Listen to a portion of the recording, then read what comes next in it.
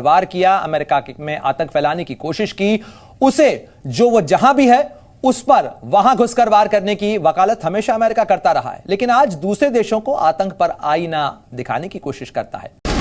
खालिस्तानी आतंकी अमेरिका का दोस्त। खालिस्तान पर खेल कर रहा है अमेरिका। खालिस्तानी आतंकवाद को लेकर कनाडा के बाद अमेरिका के डबल स्टैंडर्ड की भी पोल खुल गई।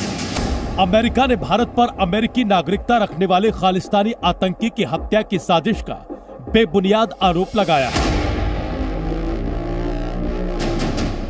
दरअसल पूरे मामले की शुरुआत ब्रिटिश मीडिया की एक रिपोर्ट से हुई, जिसमें दावा किया गया है कि न्यूयॉर्क में भारत ने अलग सिख राज्य की मांग करने वाले भारतीय मूल के अमेरिकी नागरिक की हत्या की साजिश रची थी। आरोप है कि निखिल गुप्ता ने भारतीय सरकारी कर्मचारी के साथ मिलकर यह साजिश रची। खालिस्तानी आतंकी की हत्या करने की डील $1 लाख में तय हुई थी, लेकिन अमेरिकी एजेंसियों ने सही वक्त पर इस साजिश को नाकाम करते हुए 30 जून को आरोपी निखिल गुप्ता को गिरफ्तार कर लिया था। जिस खालिस्तानी आतंकी को लेकर अमेरिका भारत पर बेबुनियाद आरोप लगा रहा है, उसके खिलाफ भारत में कई एफआईआर दर्ज है।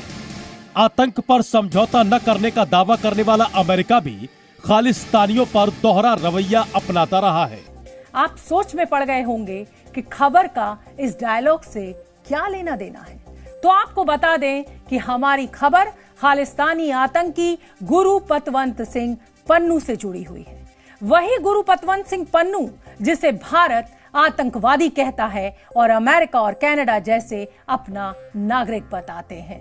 हाल ही में ब्रिटेन के अखबार फाइनेंशियल टाइम्स ने दावा किया कि भारत ने गुरु पतवंत सिंह पन्नू को अमेरिका में जान से मारने की कोशिश की। पाकिस्तान लाइव के मोअज़्ज़िज़ नाज़रीन, अस्सलाम वालेकुम। कनाडा के बाद अमेरिका ने भी भारत को उसकी औकात दिखा दी और भारतीय जासूस की जानिब से खालिस्तान के हामी शहरी पर हमले को नाकाम बना दिया। ब्रिटिश मीडिया की जानिब से ये खबर ब्रेक होते ही भारत में हलचल मच गई और भारतीय मीडिया ने हमेशा की तरह अमेरिका को भी लान तान करना शुरू कर दिया कि ये भी कनाडा जैसा निकला और अमेरिका के भी डबल स्टैंडर्ड्स हैं। इस हवाले से भारतीय मीडिया की चीखें सुने। वीडियो में आगे बढ़ने से पहले मेरे चैनल पाकिस्तान लाइव को सब्सक्राइब जरूर करें ताकि आने वाली वीडियो अपडेट से आगाह रहें।